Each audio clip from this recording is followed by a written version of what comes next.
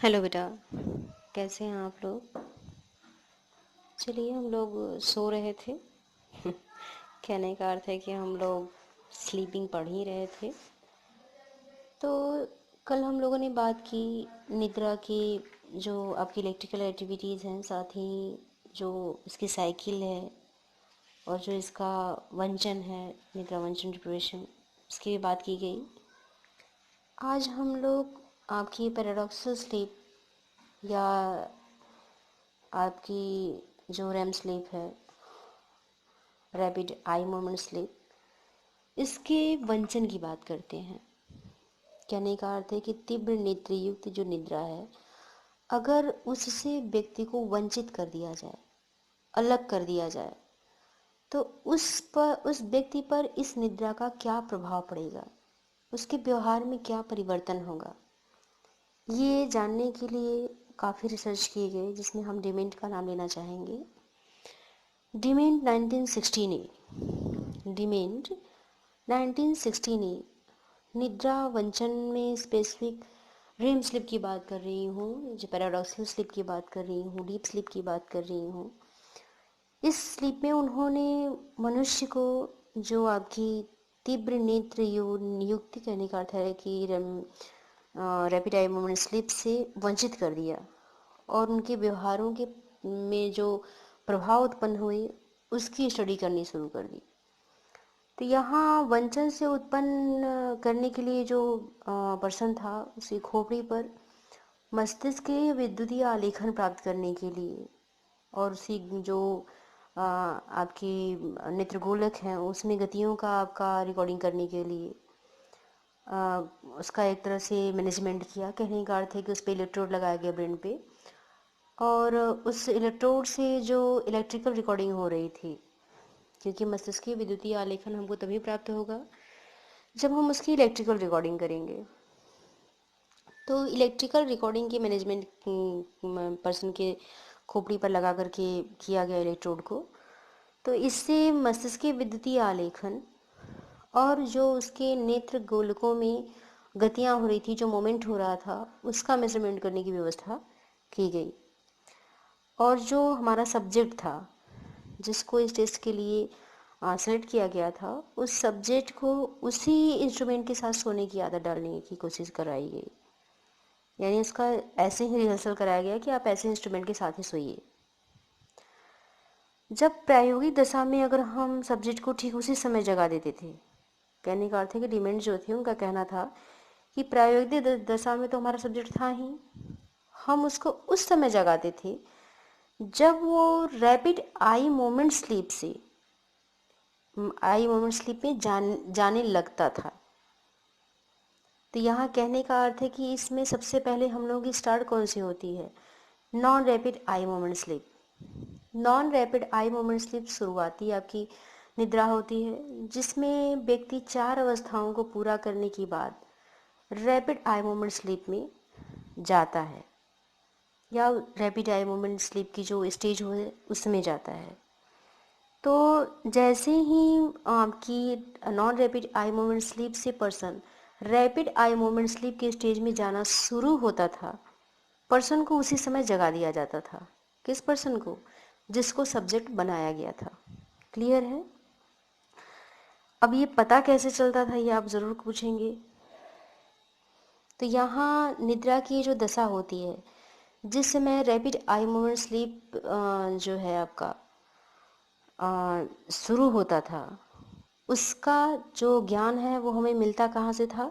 मस्तिष्कीय विद्युतीय आलेखन से। मैंने आपसे इससे पहले भी कहा था कि जब भी हम इलेक्ट्रोड लगाते हैं, इलेक्ट्रिकल रिकॉर्डिंग करते हैं, तो हमको रैपिड आई मोमेंट स्लीप से कुछ जो संकेत हैं वो प्राप्त होते हैं मस्तिष्क के विद्युतीय आलेखन के, जिसमें इसे पैराडॉक्सल स्लीप क्यों कहा गया? क्योंकि जिस समय इसके वेव्स जो मिलते हैं, इसके वेव्स हमेशा जागृतावस्था के समान होते हैं। तो non rapid eye movement sleep की जब चारों स्टेज कंप्लीट हो जाती थी, तो इसके बाद जब जागृतावस्था की या पैराडॉक्सल कंडीशन दिखाई देने लगती थी, तो उस कंडीशन को देखने के बाद ही सब्जेक्ट को जगा दिया जाता था। सपोज दैट सब्जेक्ट आपका जग गया, तो सब्जेक्ट जब जग जाता था तो ये आपकी नियंत्रित दशा के जो सब्जेक्ट थे, जो आपके कंट्रोल ग्रुप थे, उनको भी सोते समय जगाया जाता था, लेकिन उस समय जगाया जाता था जब वो non rapid eye movement sleep में होते थे। तो यहाँ नींद के साथ साथ जो आपकी non rapid eye movement sleep थी, उसके साथ साथ आपकी रैपिड आई मोमेंट स्लीप भी वो ले चुके होते थे। ये कौन ले चुके होते थे? जो आपका कंट्रोल ग्रुप था। इस प्रकार की ये क्रिया जो है, दोनों तरह के जो कंट्रोल ग्रुप थे जो और एक्सपेरिमेंटल ग्रुप थे, दोनों प्रकार के सब्जेक्ट पर एक साथ लगातार कई दिनों तक की गई। क्लियर है? इसके बाद दोनों प्रकार के जो आपके सब्जेक्ट थे उनकी कई दिनों तक बिना किसी व्यवस्था के सोने की जो कोई कहने का अर्थ है कि कोई व्यवधान नहीं किया गया, कोई बाधा नहीं डाली गई, उनको उनके लिए ऐसी व्यवस्था की गई ताकि वो सो सकें, पूरी नींद सो सकें। तो यहाँ ऑब्जर्व किया गया कि कई दिनों तक जब हम non rapid eye movement sleep से जिस सब्जेक्ट को वंचित रखा गया था, तो वंचित रहने के बाद कि जो आपका निद्रा वंचन का क्या प्रभाव पड़ता है ये दिखाई देने लगा। यानी जो आपकी non rapid eye movement sleep थी, रैपिड आई मोमेंट स्लीप थी, इसके वंचन के प्रभाव का अध्ययन किया गया तो इसमें ये देखा गया कि पर्सन बिना व्यवधान के सो रहा है और कई दिनों तक वंचित रहने के बाद निद्रा वंचन का प्रभाव पड़ता है। इसके लिए आपके जो एनिमल्स थे उन पर भी इसका ऐसा मेजरमेंट किया गया और यहाँ चूहे पर आपके और जो पशु थे उन पर भी ऐसी व्यवस्था की गई। तो यहाँ चूहों को भी ऐसे ही पानी से स्पर्श करा करके जगाया गया। तो यहाँ ये देखा गया कि जब प्राणियों को आपके non rapid eye movement sleep से अगर वंचित कर दिया जाता है तो बाद में अगर जब उन्हें सोने का अवसर दिया जाता है तो रैपिड आई मोमेंट स्लीप जो होती है उसकी फ्रीक्वेंसी सामान्य से अधिक हो जाती है। जो आपकी रैपिड आई मोमेंट स्लीप की फ्रीक्वेंसी है वो सामान्य से अधिक हो जाती है। कब अधिक हो जाती है? जब इन्हें हम तीव्र नेत्र युक्त यानी रैपिड आई मोमेंट स्लीप से जब हम इनको वंचित रखते हैं कुछ दिनों तक, तो जो इनकी फ्रीक्वेंसी है उस निद्रा में यानी 5th स्टेज में जो आपकी रैपिड आई मोमेंट स्लीप आती है उसमें जो उनके सोने की फ्रीक्वेंसी थी, स्लीपिंग फ्रीक्वेंसी थी, वो सामान्य से जितनी टाइमिंग 15 से 20 मिनट की जो टाइमिंग होती है वो उससे अधिक हो जाती थी। यहाँ जो आपका कहें तो ये जो आपका गोचर है आपके रैपिड आई मोमेंट स्लीप का, उसमें एक तरह से स्पॉन्टेनियस रिकवरी की कंडीशन आई। तो यहाँ कहने का अर्थ है कि इसको कहा गया है रेम बाउंड। तो यहाँ रेम रिबाउंड जो है आपका यानी रैपिड आई मोमेंट पुनर्प्राप्ति, तो रैपिड आई मोमेंट रिबाउंड इसको कहा गया। वंचना की जो मात्रा है इसमें अगर वृद्धि कर दी जाए, ऐसे नींद की जो रैपिड आई मोमेंट स्लीप से रिलेटेड है, अगर इसमें हम वृद्धि कर देते हैं, कुछ समय दे देते हैं और लगा देते हैं, तो इसके साथ साथ आपकी जो तीव्र नेत्र युक्त यानी कहने का अर्थ है कि रैपिड आई मोमेंट जो स्लीप है उसकी फ्रीक्वेंसी भी उसी प्रकार बढ़ती जाती है। यानी हम रैपिड आई मोमेंट स्लीप में जितनी ज़्यादा टाइमिंग देते हैं उसकी निद्रा वंचन में, रैपिड आई मोमेंट स्लीप से जितने दिनों तक हम सब्जेक्ट को वंचित रखते हैं उसकी फ्रीक्वेंसी भी आगे उतनी ही बढ़ती जाती है। सामान्य रूप से अगर हम बात करें तो एक अगर प्रौढ़ व्यक्ति है तो अपनी कुल नींद के समय का लगभग 20 से 25% का समय रैपिड आई मोमेंट स्लीप में ही व्यय करता है। लेकिन अगर हम उसे जो आपकी रैपिड आई मोमेंट स्लीप है उससे अगर वंचित कर देते हैं तो वंचन के कारण जो आपका पहली नींद सामान्य में 20 से 25% थी, अब इस परसेंटेज में वृद्धि हो जाती है। तो यहाँ जो रैपिड आई मोमेंट स्लीप है उसका वंचन एक अन्य अगर हम प्रभाव को ट्रांसफर देखें कर रहा है ये, यानी कहने का अर्थ है कि वो 20-25 जो परसेंटेज की टाइमिंग थी वो बढ़ जा रही है, एक तरह से ट्रांसफ़र हो रहा है। कहने का अर्थ है कि वंचन के बाद रैपिड आई मोमेंट स्लीप के जो सिम्टम्स हैं वो आपकी रैपिड आई मोमेंट स्लीप की में और कई बार और कभी कभी जागृत अवस्था में भी दिखाई पड़ने लगते हैं। तो यहाँ अगर उसे वंचित रखा जाता है तो यहाँ ऐसी नींद जो है उसमें पर्सन अपनी टाइमिंग बढ़ा करके अपनी क्षतिपूर्ति कर लेता है। तो निद्रा वंचन में स्पेसिफिक अगर हम रैपिड आई मोमेंट स्लीप की बात करें, तो अगर रैपिड आई मोमेंट स्लीप से पर्सन को वंचित रखा जा रहा है तो वो अपना 20-25 मिनट जो लेता था रैपिड आई मोमेंट स्लीप में, अब वो अपनी टाइमिंग बढ़ा करके उसकी क्षतिपूर्ति कर लेता है। अगर हम रैपिड आई मोमेंट स्लीप और लर्निंग की बात करें, रैपिड आई मोमेंट स्लीप और लर्निंग, आपने नोटिस किया होगा कि जब भी कभी हम लोगों को बहुत अच्छी नींद आती है और नींद के बाद हम उठते हैं तो काफ़ी फ्रेश फीलिंग होती है और कुछ हम लर्न कर पाते हैं या मेमोरी में कुछ फीड कर पाते हैं। तो यहाँ ये कह सकते हैं कि रैपिड आई मोमेंट स्लीप और लर्निंग के बीच में एक तरह का विशेष संबंध है और इसका अध्ययन भी किया गया।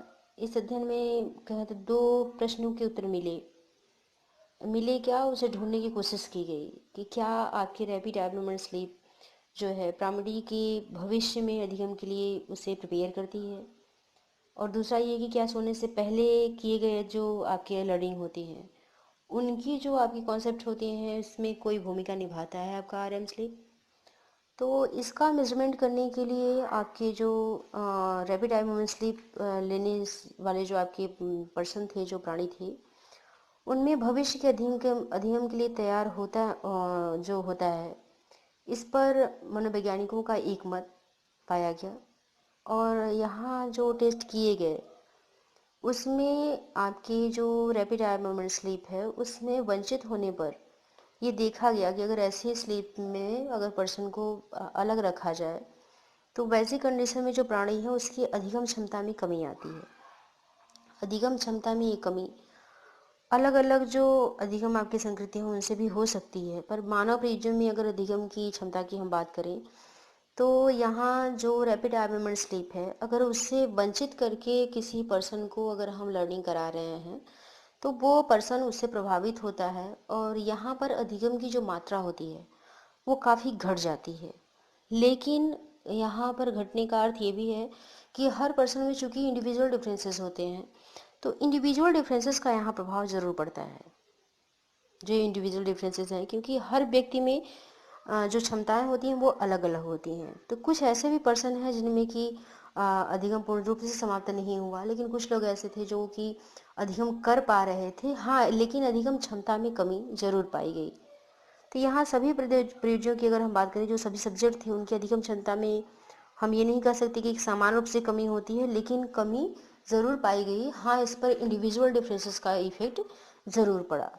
तो यहाँ जो आपकी बात करें रैपिड आई मोमेंट स्लीप की, तो इससे अगर हम वंचित कर रहे हैं तो इससे जो पहले के आपके सीखे गए विषय वस्तु थे उसकी जो स्मृति होती है उनकी स्टोरेज भी प्रभावित होने लगती है।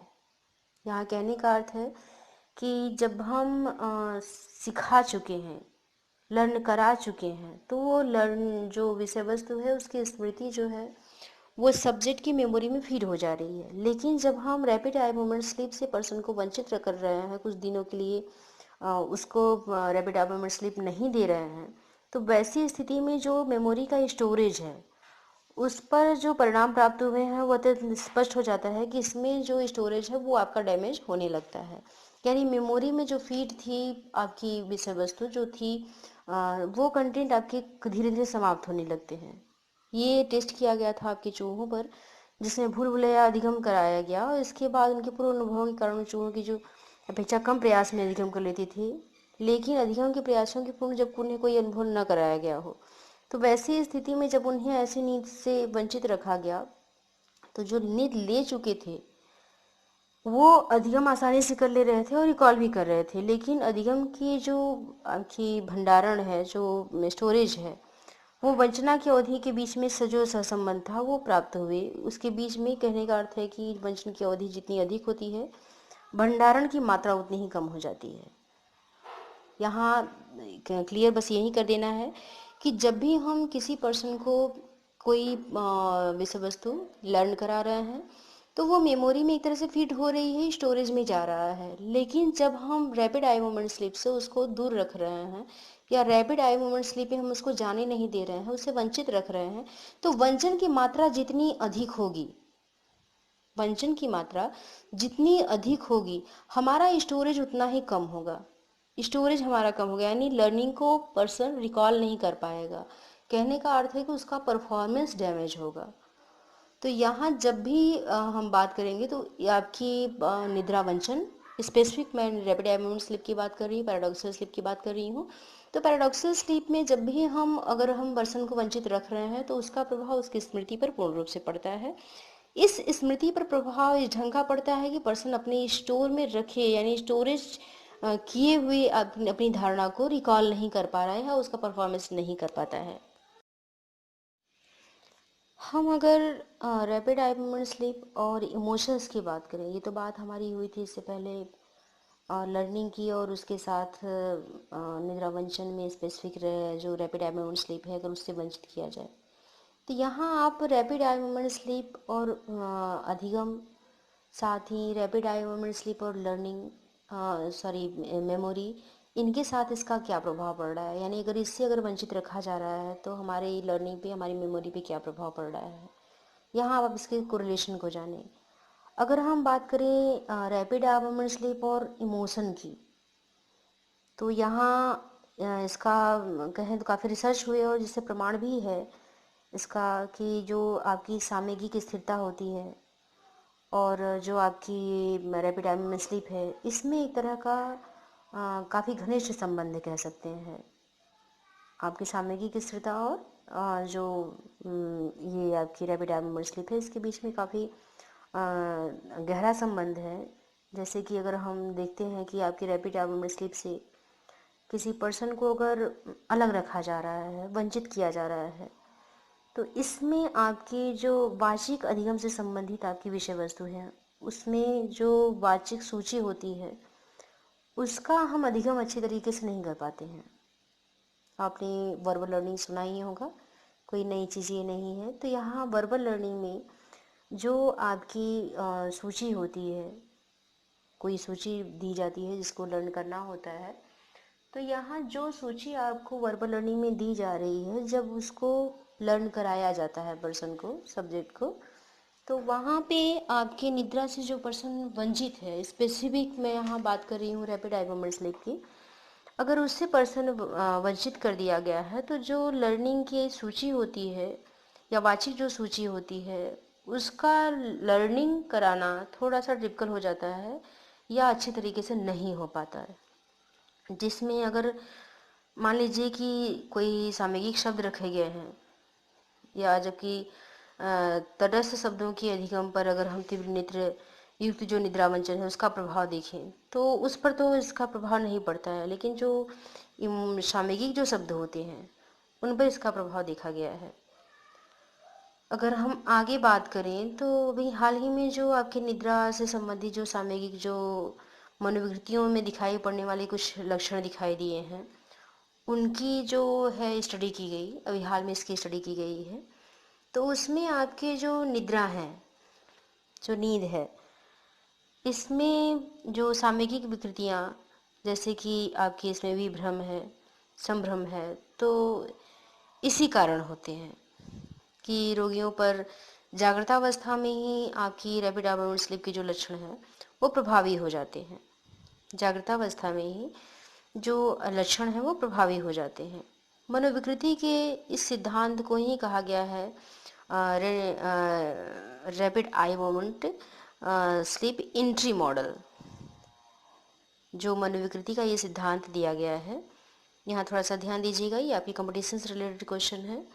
तो मनोविकृति के इस सिद्धांत को कहा गया है आपका rapid eye moment entry model, तीव्र नेत्र युक्त प्रवेश मॉडल। मनोविकृति का ये सिद्धांत है, इसी रूप में इसको जाना भी जाता है। यहाँ कहने का अर्थ है कि निद्रा से कि जो आपके सामयिक मनोवृत्तियाँ निद्रा के अंतर्गत दिखाई देने लगती हैं, उसमें कुछ जैसे लक्षण आपके दिखाई देते हैं, विभ्रम की स्थिति आ जाती है, संभ्रम की स्थिति आ जाती है। तो इनको जो दिखाया गया है जिसके कारण ये हो रहे हैं, तो ऐसे रोगियों पर जब जागृतावस्था में ही अगर हम रैपिड आई मूवमेंट स्लीप के अगर सिम्टम्स देखें तो वो काफ़ी प्रभावी हो जाते हैं। यानी जागृता अवस्था में ही इनके जो सिम्टम्स होते हैं व्यक्ति पर हावी हो जाते हैं और व्यक्ति के अंदर देखे जा सकते हैं। इस सिद्धांत को ही, जिस सिद्धांत के अंतर्गत इसका अध्ययन किया गया था, उस सिद्धांत को कहा गया है आपका रैम एंट्री मॉडल, यानी rapid eye movement entry model.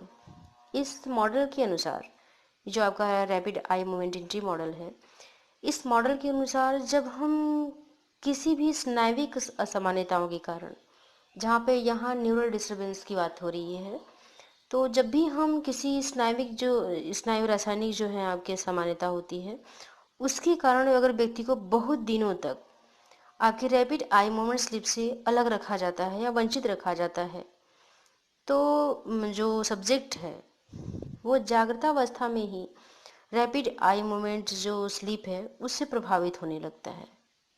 यहाँ ध्यान देना होगा आपको कि जब भी किसी स्नायु रासायनिक, यहाँ न्यूरॉन से रिलेटेड जो केमिकल रिएक्शन हो रहे हैं उसकी बात हो रही है, तो जो स्नायु रासायनिक आपकी एबनॉर्मलिटी है, ठीक है, उसके कारण अगर कोई व्यक्ति है उसमें आपकी रैपिड आई मूवमेंट स्लीप से उसको काफ़ी दिनों तक अलग रखा गया या वंचित रखा गया है, तो जो व्यक्ति है उसमें जो जागृतावस्था की आपकी स्थिति होती है उसमें तीव्र नेत्र युक्त यानी रैपिड आई मूवमेंट स्लीप जो होती है उससे प्रभावित व्यक्ति होने लगता है। ये कब प्रभावित हो रहा है? जागृतावस्था में ही। चूँकि रैपिड आई मूवमेंट स्लीप है वो नींद का कहें तो स्वप्न के साथ उसका गहरा संबंध पाया गया है। अभी मैं इसके बाद इसको आपको बताऊंगी, एक्सप्लेन करूंगी कि इसका नींद के साथ कैसा संबंध है। तो यहाँ आपकी रैपिड आई मूवमेंट स्लीप का जो नींद के साथ गहरा संबंध है, ये इसलिए ही है कि व्यक्ति जागृतावस्था में ही विभिन्न प्रकार के जो स्वप्न हुए वो देखता है। आपने भी नोटिस किया होगा कि हम जाग रहे होते हैं और कुछ चीज़ें मेरे सामने होती हैं, हम उसे देख रहे होते हैं, इच्छा होती है कि ये हो जाए वो हो जाए, तो खुली आंखों के जिसको सपने कहते हैं। तो यहाँ आप जागृतावस्था में जो स्वप्न देख रहे हैं वही सिचुएशन आपकी जो रैपिड आई मूवमेंट स्लीप है इसमें भी होती है। इसीलिए यहाँ इसका जो मस्तिष्क के विद्युतीय आलेखन है वो आपका जागृतावस्था के समान पाया गया है। साथ ही व्यवहार में भी व्यक्ति के परिवर्तन होने लगता है। तो यहाँ इससे जो व्यक्ति में विभ्रम या संभ्रम के लक्षण दिखाई देते हैं, यहाँ ध्यान दीजिएगा कि इसी वजह से कहने का अर्थ है कि जब तीव्र नेत्र जो युक्त निद्रा है, स्वप्नावस्था से इसका गहरा संबंध है और जागृतावस्था में ही ऐसे व्यक्ति स्वप्न देखना शुरू कर देता है, तो ऐसे व्यवहार भी करने लगेगा। सपने दिख रहा है तो व्यवहार भी करेगा, जिससे व्यक्ति में विभ्रम की स्थिति उत्पन्न हो जाती है। ये ऐसा कह रहा है आपका rapid eye movement entry model, यानी मनोविकृति के सिद्धांत, जो आपके तीव्र नेत्र युक्त प्रवेश मॉडल जिसको कहा गया है, उसके अनुसार ये सारी बातें हो रही हैं। ठीक है, इसमें जो साइंटिस्ट हैं उन्होंने एक रिसर्च किया और उसमें उन्होंने ये एक तरह का फैक्ट उनको मिला कि जो व्यक्ति है उसकी जो मनोविकृति के रोगी हैं उनको अगर हम रैपिड आई मूवमेंट स्लीप से होकर वंचित रखते हैं तो सामान्य व्यक्तियों की तरह इनमें भी पुनर्प्राप्ति जो होती है वो प्रदर्शित होती है। यानी स्पॉन्टेनियस रिकवरी की बात चीज़ें यहाँ भी हो रही हैं, जो रिबाउंड मैंने कहा था इससे पहले। तो यहाँ जो आपकी मनोविकृति के जो पेशेंट हैं उनमें भी ऐसी चीज़ें दिखाई दे रही हैं। ऐसी चीज़ें कहने का अर्थ है कि उनमें भी जो ऐसे लक्षण होते हैं, अगर इन्हें भी रैपिड आई मूवमेंट स्लीप से अलग रखा जाता है, वंचित रखा जाता है, तो जैसे सामान्य व्यक्ति आपके हैं उनमें आपकी स्पॉन्टेनियस रिकवरी दिखाई दे रही है, उनमें भी रिबाउंड दिखाई दे रहा है, आरएम रिबाउंड, तो उनमें जैसे सामान्य व्यक्ति में दिखाई दे रहा है वैसे ही आपकी मनोविकृति की रोगियों में भी दिखाई दे रहा है। ये जो आपका फैक्ट है ये प्रमाणित करता है, इससे ये पता चल रहा है कि जो मनोविकृति का रोगी है उसमें भी तीव्र नेत्र जो युक्त निद्रा है, आपकी रैपिड आई मूवमेंट स्लीप है, उस स्लीप के साथ ही किसी न किसी प्रकार का संबंध जरूर है। यानी वो मनोविकृति का पेशेंट जरूर है लेकिन उसमें उस निद्रा के साथ कोई संबंध जरूर होगा, तब उसमें विभ्रम की स्थिति उत्पन्न हो रही है। यहाँ अगर हम डिप्रेशन के पेशेंट की बात करें, ऐसे पेशेंट जो डिप्रेशन के हैं, तो डिप्रेशन की अगर हम पेशेंट की बात करें तो ऐसे पेशेंट जिनमें डिप्रेशन की कंडीशन है उनमें निद्रा से संबंधित व्यतिक्रम जरूर पाए जाते हैं। यानी कहने का अर्थ है कि ऐसे जो पेशेंट होते हैं उनमें सोने में समय अधिक लगता है और ये कम समय तक ही सोते हैं। सोने जाएंगे तो बहुत लेट सोएंगे और बहुत थोड़ा सा सो करके उठ जाएंगे। तो यहाँ ये सोने में कई बार जागते हैं। डिप्रेशन के जो पेशेंट होते हैं उसमें जो नींद होती है अधिकांश समय तक आपकी रैपिड आई मूवमेंट स्लीप ही होती है। इनमें जो आपकी रैपिड आई मूवमेंट स्लीप है ये जल्दी जल्दी आती है। यानी जैसे सामान्य व्यक्तियों में 90 मिनट के बाद, किसके 90 मिनट के बाद, आपके नॉन रैपिड आई मूवमेंट जो स्लीप है वो 90 मिनट के बाद 15 से 20 मिनट के लिए रैपिड आई मूवमेंट स्लीप आती है। लेकिन जब हम बात कर रहे हैं डिप्रेशन के पेशेंट की, तो डिप्रेशन के पेशेंट में जो आपकी रैपिड आई मूवमेंट स्लीप है वो जल्दी जल्दी आती है। ये एक स्टडी से भी मिला है कि जो डिप्रेशन के पेशेंट होते हैं उनमें जो ये निद्रा है, वे विशेष रूप से हम रैपिड आई मूवमेंट स्लीप की बात कर रहे हैं, इनसे अगर उनको वंचित रखा जाता है तो विषादी जो लक्षण होते हैं उनकी तीव्रता कम हो जाती है। ऐसा साइकोलॉजिस्ट का मानना है कि अगर हम ऐसा देख करें कि ऐसे रोगियों को अगर विशेष रूप से अगर रैपिड आई मूवमेंट स्लीप से उनको वंचित रखा जाए तो उनमें जो डिप्रेशन की कंडीशन है वो कम हो जाती है। अगर हम रैपिड आई मूवमेंट स्लीप और ड्रीम के साथ इसका कोरिलेशन निकालना चाहें तो यहाँ हमको ये मिलेगा कि निद्रा के समय जगाए जाने पर अगर 80% हम लोगों को देखें तो वो यही बताते हैं कि वो स्वप्न देख रहे थे। किस निद्रा के समय? रैपिड आई मूवमेंट स्लीप के समय। ऐसी बात भी नहीं है कि स्वप्न केवल रैपिड आई मूवमेंट स्लीप में ही देखे जाते हैं। आपकी जो non rapid eye movement sleep है उसमें भी स्वप्न देखे जाते हैं, लेकिन ऐसा कम होता है। यानी non rapid eye movement sleep में हम स्वप्न कम देखते हैं, जबकि रैपिड आई मूवमेंट स्लीप में हम स्वप्न अधिक देखते हैं।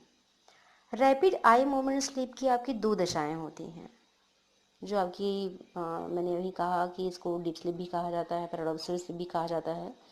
तो इस स्लीप में हम सोते तो ज़रूर हैं, इसमें स्वप्न मैक्सिमम देखे जाते हैं। इस नींद की आपकी दो दशाएं होती हैं। एक इसका है दशा आपकी जो है स्टेज है टोनिक स्टेज, दूसरा है फेजिक स्टेज। ये जो टोनिक स्टेज है आपकी, अभी इसको मैंने बताया कि आपकी रैपिड आई मूवमेंट स्लीप की दो स्टेज हैं, टोनिक स्टेज और फेजिक स्टेज। टोनिक स्टेज की अगर मैं बात करूं तो टोनिक स्टेज में निम्न विभव का मस्तिष्क के विद्युतीय आलेखन और पेशी विभव में ह्रास देखने को मिलता है। यहाँ फिर से मैं इसको रिपीट करूंगी। जो टोनिक स्टेज है उसमें निम्न विभव का मस्तिष्क के विद्युतीय आलेखन और पेशी विभव में ह्रास देखने को मिलता है, जबकि आपकी जो आई बॉल्स होते हैं उसमें जो मोमेंट हो रहे हैं वो आपके फेजिक स्टेज में होते हैं, टोनिक स्टेज में नहीं होता। टोनिक स्टेज में आपकी जो विद्युतीय आलेखन है उसमें जो पेशी विभव है उसमें ह्रास देखने को मिलेगा और विभव निम्न होगा। लेकिन जो आई बॉल मोमेंट हो रहे हैं नेत्रगोलकों में, जो आपकी आई बॉल में मोमेंट हो रहे हैं वो आपकी फेजिक स्टेज में होते हैं। साथ ही जो ये आपकी फेजिक स्टेज है इसमें पेशियों के झटके या कुछ जैसे स्वचालित परिवर्तन होते हैं आपके, जैसे हार्ट बीट है, आपकी श्वसन गति में वृद्धि है, ये सब भी होते हैं। आपने नोटिस किया होगा कि जब हम सपने देखते हैं तो कभी कभी दौड़ रहे हैं, चल रहे हैं, या सांस बहुत तेजी से चलने लगी है, कुछ देख लिया डर रहे हैं, तो ये जो आपकी होती हैं गतियाँ, ये सब आपकी फेजिक स्टेज में ही होती हैं।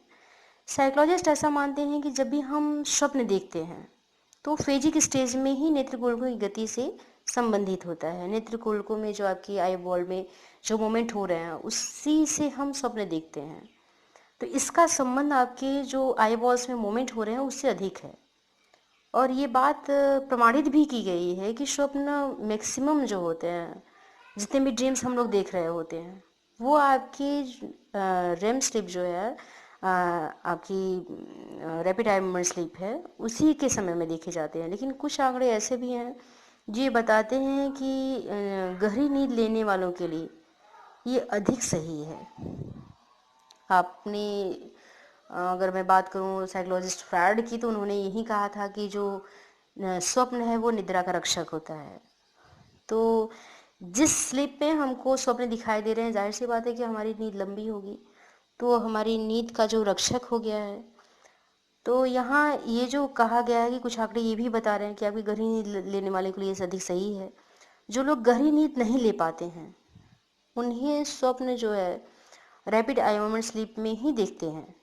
जिनकी नींद बहुत गहरी नहीं होती वो रैपिड आई मोमेंट स्लीप में ही स्वप्न देखते हैं, और उतने ही स्वप्न वो जो है जैसे कि रैपिड आई मोमेंट स्लीप में देख रहे हैं वैसे ही सपने या उतने ही स्वप्न वो non rapid eye movement sleep में भी देखते हैं।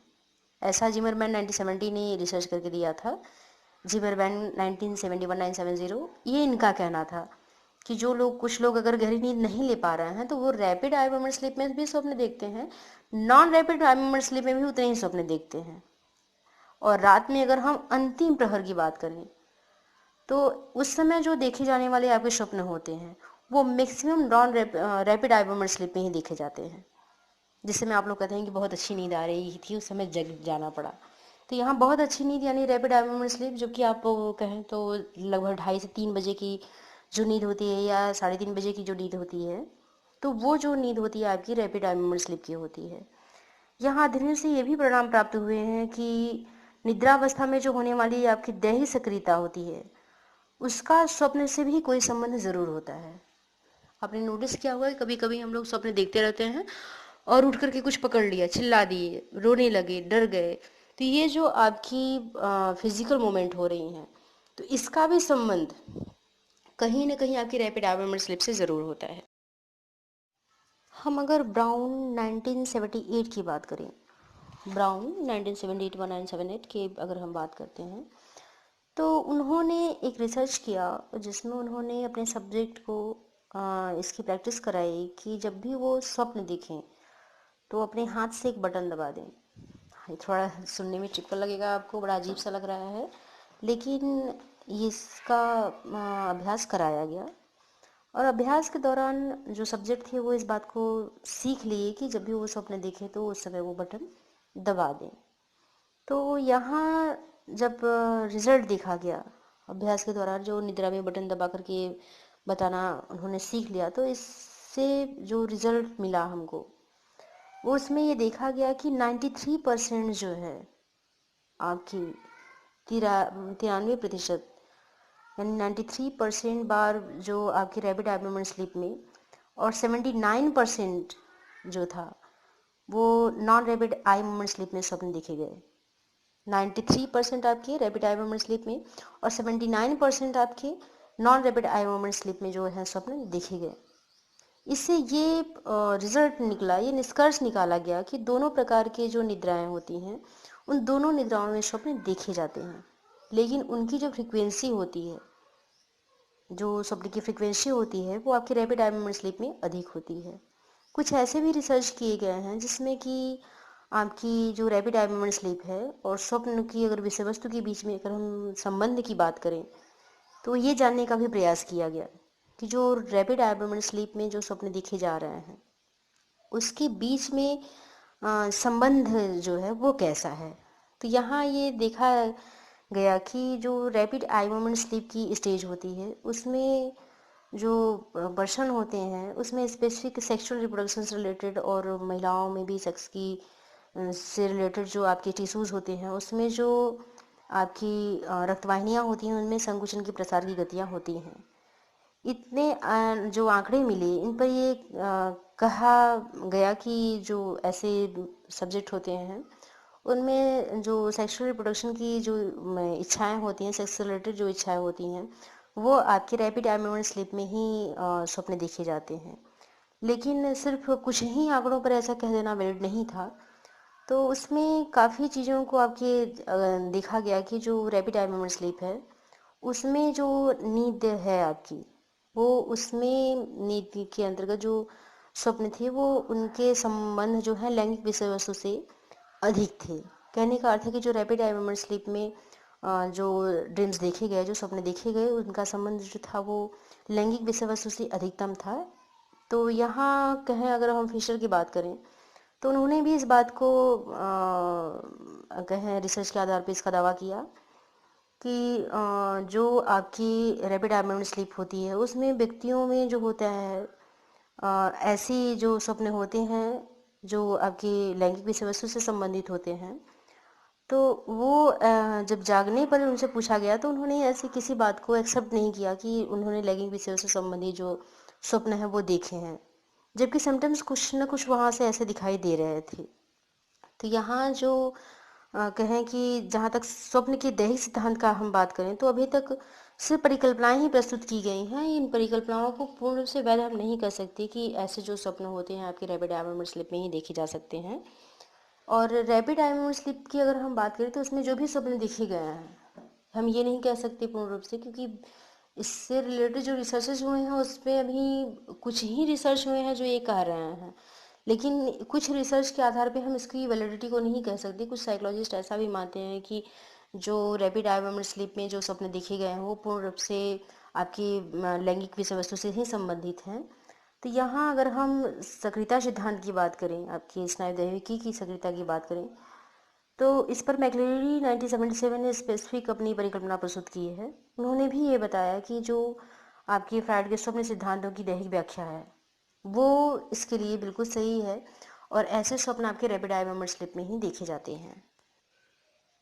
कुल मिलाकर ये कहा जा सकता है कि आपकी जो स्वप्न है वो रैपिड आई मूवमेंट स्लिप में भी देखे जाते हैं और non rapid eye movement slip में भी देखे जाते हैं। हाँ, इनकी फ्रिक्वेंसी जो होती है वो अलग होती है, लेकिन जब भी हम ऐसे लोगों की बात करें जिनकी नींद काफ़ी गहरी नहीं होती है या गहरी नींद वो नहीं ले पाते हैं, तो ये जो स्टेज होती है उसमें आपके जो ऐसे पर्सन होते हैं जिनको गहरी नींद नहीं आ रही है तो वो जो स्वप्न है वो रैपिड आई मूवमेंट स्लिप में भी देखते हैं, non rapid eye movement slip में भी उतनी ही देखते हैं। लेकिन वास्तव में जो स्वप्न होते हैं रैपिड आई मूवमेंट स्लीप के ही में जो है वो ज़्यादा से ज़्यादा देखे जाते हैं। कहने का अर्थ है कि रैपिड आई मूवमेंट स्लीप में जो आपके स्वप्न होती हैं उनकी फ्रिक्वेंसी ज़्यादा होती है, वो ज़्यादा से ज़्यादा देखे जा सकते हैं। लेकिन जब हम non rapid eye movement sleep की बात करें तो इसमें भी स्वप्न आपके देखे जाते हैं, पर इनकी फ्रिक्वेंसी रैपिड आई मूवमेंट की अपेक्षा कम होती है, ऐसा रिसर्च में मिला है। साथ ही अगर हम जो प्रयोग किए गए हैं उनकी अगर बात करें तो इसमें भी आपके देखा गया है कि 79% जो आपकी ये स्वप्न है, 79% जो देखे गए हैं उसमें आपकी जो non rapid eye movement sleep है उसमें भी स्वप्न देखे गए हैं, जबकि 93% जो है आपकी रैपिड आई मूवमेंट स्लीप में देखे गए हैं। तो यहाँ ये कह सकते हैं कि निद्रा का जो संबंध है हमारे स्वप्न से, तो स्वप्न हम मैक्सिमम जो है रैपिड आई मूवमेंट स्लिप में ही देखते हैं, जिस समय कि हमारा मस्तिष्कीय विद्युतीय आरेखन जो है वो जागृत अवस्था के समान प्राप्त होता है। तो जागृत अवस्था यानी कहने का अर्थ है कि जब भी हमारी आई बॉल मूव करती है, आई बॉल घूम रही होती है, तो उस समय मैक्सिमम हमारी जो मस्तिष्कीय विद्युतीय आलेखन है वो जागृत अवस्था के समान प्राप्त होती हैं, और उस समय उस नींद में हम यानी पैराडॉक्सल स्लीप में ही मैक्सिमम हम स्वप्न अधिकतम देखते हैं।